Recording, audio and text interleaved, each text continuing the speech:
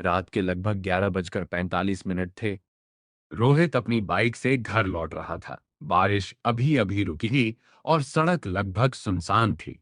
उसके गांव से पहले एक पुराना बस स्टॉप पड़ता था। लोग कहते थे कि वहां रात में रुकना नहीं चाहिए, लेकिन किसी को कारण नहीं पता था। रोहित इन बातों पर कभी विश्वास नहीं करता था। जैसे ही वह बस स्टॉप के पास पहुंचा, उसने देखा कि एक बुजुर्ग आदमी बेंच पर बैठा हुआ है। सफेद कुर्ता, हाथ में पुराना बैग और चेहरे पर अजीब सी उदासी। रोहित ने बाइक रोकी। बाबा, इतनी रात को यहां क्या कर रहे हैं? बुजुर्ग ने धीमी आवाज में कहा। बेटा, आखिरी बस का इंतजार कर रहा हूं। रोहित ने आसपास देखा। इस रूट पर तो रात में कोई बस नहीं चलती। बुजुर्ग बस मुस्कुरा दिए। आ जाएगी। रोहित को थोड़ी हैरानी हुई, लेकिन उसने ज्यादा ध्यान नहीं दिया और आगे बढ़ गया। करीब आधे घंटे बाद उसकी बाइक अचानक बंद हो गई। मोबाइल में नेटवर्क नहीं था। मजबूरी में वह पैदल उसी बस स्टॉप की ओर लौटने लगा। जब वह वापस पहुंचा तो उसकी रीढ़ में सिहरन दौड़ गई। वह बुजुर्ग अभी भी वहीं बैठे थे, बिल्कुल उसी मुद्रा में, जैसे पिछले आधे घंटे में उन्होंने एक बार भी हिलना डुलना न किया हो। अभी तक बस नहीं आई? रोहित ने पूछा। बुजुर्ग ने सड़क की तरफ देखते हुए कहा, बस आने वाली है।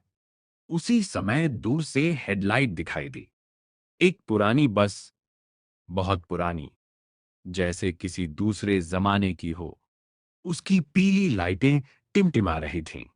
बस धीरे धीरे बस स्टॉप पर आकर रुकी। रोहित ने देखा कि बस पर कोई नंबर नहीं लिखा था, न कोई रूट, न कोई नाम। दरवाजा अपने आप खुल गया। अंदर अंधेरा था। केवल कुछ धुंधली आकृतियां सीटों पर बैठी दिखाई दे रही थीं। बुजुर्ग खड़े हुए। उन्होंने रोहित की तरफ देखा। मेरा इंतजार खत्म हुआ बेटा। फिर वे बस में चढ़ गए। रोहित को कुछ अजीब लगा। जिज्ञासा के कारण वह भी दरवाजे के पास पहुंचा और अंदर झांका। उसका खून जम गया। बस में बैठे सभी लोग बिल्कुल शांत थे। उनके चेहरे सफेद थे। आंखें खाली थीं, जैसे वे जीवित न हो। एक छोटी लड़की खिड़की से उसे देख रही थी। उसने मुस्कुराकर हाथ हिलाया, लेकिन उसकी परछाई शीशे में दिखाई ही नहीं दे रही थी।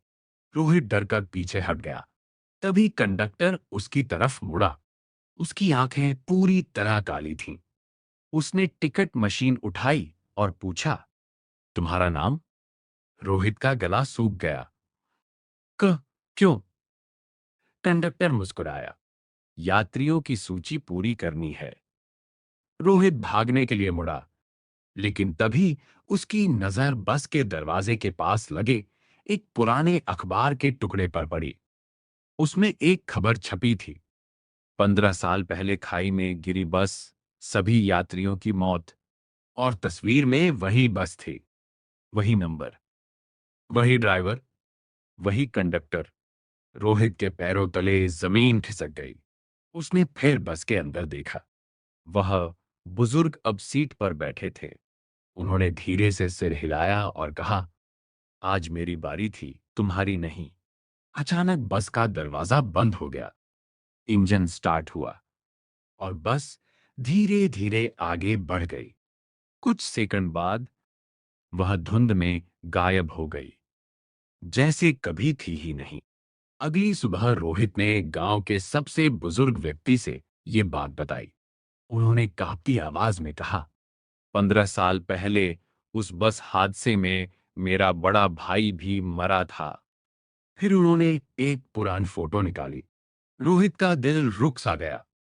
फोटो में वही बुजुर्ग खड़े थे जिन्हें उसने पिछली रात देखा था, लेकिन तस्वीर 15 साल पुरानी थी और वे उसी हादसे में मर चुके थे। उस दिन के बाद रोहित ने एक बात कभी नहीं भूली। हर मंजिल तक पहुंचने वाला यात्री जिंदा नहीं होता। कुछ लोग सफर पूरा करने के लिए सालों तक इंतजार करते हैं, और शायद कहीं किसी सुनसान सड़क पर एक बस अब भी अपनी आखिरी सवारी का इंतजार कर रही है।